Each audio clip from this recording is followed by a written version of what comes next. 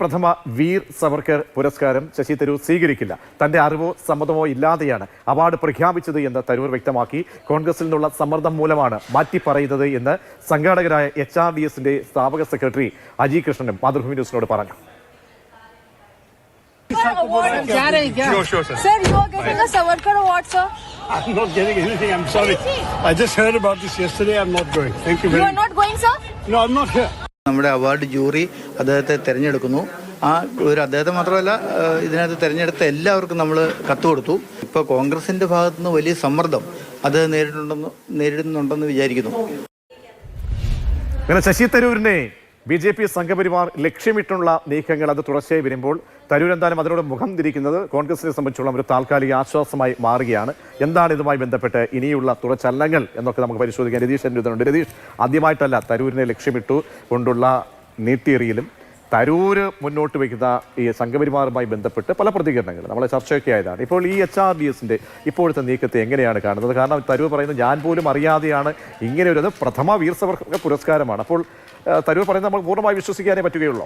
രാഷ്ട്രീയത്തിൽ ഈ ചില കടലാസ് സംഘടനകൾക്ക്, കടലാസിൽ എഴുതപ്പെടുന്ന ചില വാക്യങ്ങൾക്ക് ചിലതിനൊക്കെ വലിയ ഗൗരവം വരുന്നതിൻ്റെ ഒരു തുടർച്ച കൂടിയാണ് ഇതെന്ന് പറയാം. തരൂരിലേക്ക് വരുന്നതിന് മുമ്പ് HRDS എന്നത് RSS ബാക്കിൽ ഒരു NGO മാത്രമാണ്. HRDS നമ്മുടെ മുന്നിൽ വലിയ ചർച്ചയായി പൊതുസമൂഹത്തിന് മുന്നിൽ വരുന്നത് എപ്പോഴാണെന്ന് ഓർക്കുന്നുണ്ടാവുമല്ലോ. സ്വർണ്ണക്കടത്തുമായി ബന്ധപ്പെട്ട് സ്വപ്ന സുരേഷിന്റെ പേര് ചർച്ച ചെയ്യപ്പെടുമ്പോഴാണ്. ആ കേസിന് ശേഷം സ്വപ്ന സുരേഷിന് ജോലി നൽകുന്ന HRDS ആണ്. അവിടെയാണ് അജി കൃഷ്ണന്റെ പേര് നമ്മൾ കേൾക്കുന്നത്. പിന്നീട് അതൊരു RSS ബാക്ക്ഡ് സംവിധാനമാണ് എന്നത് പിന്നീട് ചർച്ചകളിലൊക്കെ പുറത്തു വന്നത്.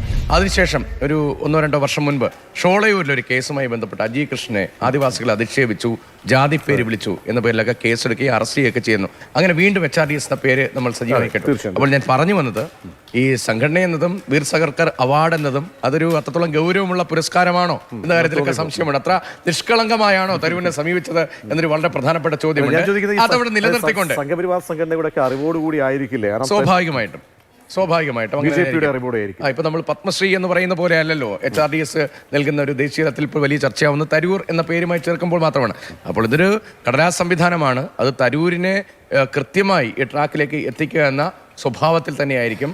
വീർ സവർക്കർ എന്ന പേരിൽ ഒരു പ്രഥമ അവാർഡ് വരുമ്പോൾ അത് വളരെ പൊളിറ്റിക്കലി ആലോചിച്ചുള്ളൊരു നീക്കത്തിന്റെ ഭാഗമാണ്. ഒന്നാമത്തെ കാര്യം. രണ്ടാമത്തെ കാര്യം, ശശി തരൂരുമായി ബന്ധപ്പെട്ട് കഴിഞ്ഞ കുറേ കാലമായി കോൺഗ്രസിനുള്ളിൽ വലിയ അസ്വസ്ഥത നിലനിൽക്കുകയാണ്. തരൂർ കോൺഗ്രസിനുള്ളിലാണോ അതോ പുറത്താണോ എന്ന സംശയമാണ്. അദ്ദേഹം തന്നെയാണ് പറയേണ്ടത്. അതെ. മാത്രമല്ല, ഈ തരൂർ വേണമെങ്കിൽ തരൂർ തന്നെ അങ്ങ് പോകട്ടെ, ഞങ്ങൾ പുറത്താക്കി ഒരു വീരപരിവേഷം നൽകാനില്ല എന്ന് വിശ്വസിക്കുന്ന പല നേതാക്കന്മാരുമുണ്ട്. അപ്പോൾ ഈ തരൂർ ഇപ്പോൾ എടുത്തിരിക്കുന്ന ഈ നിലപാട്, കാരണം ഞാൻ അങ്ങനെ ഒരു അവാർഡ് വാങ്ങിക്കാൻ ഞാൻ നിൽക്കുന്നില്ല എന്നത് CWC അംഗമാണ്, ഒരു താൽക്കാലികമായ ആശ്വാസമാണോ കോൺഗ്രസ് നൽകുന്നത്? പക്ഷേ തരൂരായതുകൊണ്ട് നാളെ മറ്റൊരു ഏതെങ്കിലും ദേശീയ മാധ്യമത്തിന് ഈ പറയുന്ന മോദി സർക്കാരിനെ അനുകൂലിച്ച്, നയങ്ങളെ അനുകൂലിച്ച് ഒരു നിലപാടോ ഒരു പ്രതികരണമോ ഒരു അഭിമുഖമോ കൊടുക്കില്ല എന്ന് നമുക്ക് പറയാനും കഴിയില്ല. അല്ല, സ്വാഭാവികമായി അതിന്റെ തുടർച്ചയുണ്ടായി. ഇപ്പോൾ കുടുംബാധിപത്യവുമായി ബന്ധപ്പെട്ട് അദ്ദേഹത്തിന്റെ ലേഖനം വലിയ തോതിൽ ചർച്ച ചെയ്യപ്പെട്ടതാണ്.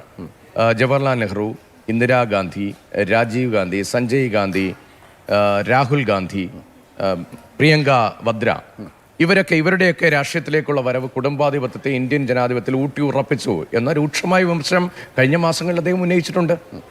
ഈ കുടുംബത്തിനെതിരെ, കോൺഗ്രസിന്റെ നേതൃത്വത്തിനെതിരെ വെല്ലുവിളി അദ്ദേഹം ഉയർത്തുന്നുണ്ട്.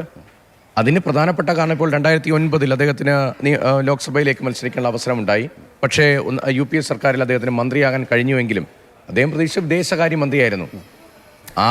ആദ്യം തന്നെ ആ നിരാശയുണ്ടായി. ആ നിരാശയുടെ തുടർച്ച പിന്നീട് കോൺഗ്രസ് പാർട്ടിയിലെ അക്കോമഡേഷനിൽ മുഴുവനും അദ്ദേഹത്തെ പരിഗണിക്കുന്നില്ല എന്ന പ്രശ്നമുണ്ട്. ആ പ്രശ്നം എപ്പോഴും തരൂർ അത് പരസ്യമായി പറയാൻ ശ്രമിച്ചിട്ടുണ്ട്. അതിന്റെ തുടർച്ചയാണ് ഇപ്പോൾ സംഭവിക്കുന്നത്. രതീഷ്, ഒരു കാര്യം ചെയ്യണം. ഈ കോൺഗ്രസ് ആണ് പാർട്ടിയാണ് MP ആക്കുന്നത്, മുൻ കേന്ദ്രമന്ത്രിയാക്കുന്നതൊക്കെയാണ്. അപ്പോൾ അപ്പോഴും നോക്കൂ, ഇവിടെ ഈ ഘട്ടത്തിൽ ഒരു പരിഗണന കിട്ടുന്നില്ല എന്ന് പറയുമ്പോൾ അങ്ങേയറ്റത്തെ എതിർ മുഖത്ത് പോയി ആ പരിഗണനകൾ ഏറ്റുവാങ്ങണം. ഏറ്റവും ഒടുവിലായിട്ട് പുടിൻ വന്ന രാത്രി കോൺഗ്രസിലെ ആരെയും പ്രതിപക്ഷ നേതാവെന്ന പരിഗണന പോലും നൽകാതെ, സാധാരണഗതിയിൽ അങ്ങനെയല്ല മുൻകാലങ്ങളിൽ നടന്നിട്ടുള്ളൂ, അവരെല്ലാം ഒഴിവാക്കിയിട്ട് അവിടെ നൽകുന്ന സ്ഥാനമാർക്കാണ് തരൂരാണ്. തരൂർ അത് ഏറ്റുവാങ്ങുന്നു. പക്ഷേ കോൺഗ്രസിന് ഒരു നടപടി പോലും ഇക്കാര്യത്തിൽ, അല്ലെങ്കിൽ ഒരു ചോദ്യം പോലും ചോദിക്കാൻ കഴിയാതെ പോകുന്നത് എന്തുകൊണ്ടാണ് തരൂരിനോട് അത്തരമൊരു ചോദ്യം ചോദിക്കാനുള്ള സംവിധാനം ഇപ്പോൾ ഇല്ല. കാരണം തരൂരിന് രക്തസാക്ഷി പരിവേഷത്തിൽ പുറത്തേക്ക് വിടാൻ ദേശീയ നേതൃത്വം ആലോചിക്കുന്നില്ല എന്നത് വളരെ പ്രധാനമാണ്.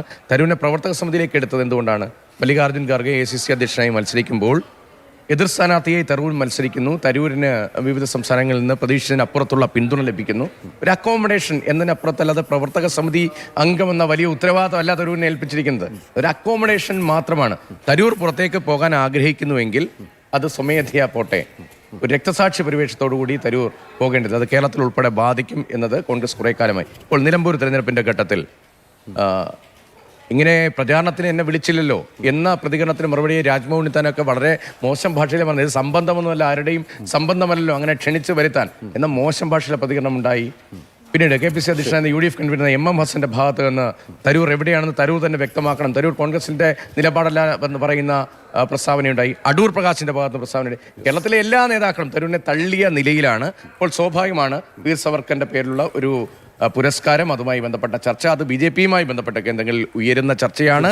തരൂർ പക്ഷേ കൃത്യമായി ഞാൻ എവിടെ എന്ന നിലപാട് പറയുന്നില്ല എന്നാണ് രാഷ്ട്രീയം. അതാണ് വീർ സവർക്കറുമായി ബന്ധപ്പെട്ട് എന്തായാലും ഇങ്ങനെ ഒരു പുരസ്കാരം നൽകുമ്പോൾ അത് ചരടുവലി തന്നെ ആയിരിക്കണം സംഘപരിവാർ സംഘടനകൾ. പക്ഷേ ആ ഒരു കുഴിയിലേക്ക് തൽക്കാലം ചെന്ന് പതിക്കാൻ അല്ലെങ്കിൽ വീഴാൻ തരൂർ എന്തായാലും താല്പര്യപ്പെടുന്നില്ല. അങ്ങനെ മുഖം തിരിക്കുകയാണ്.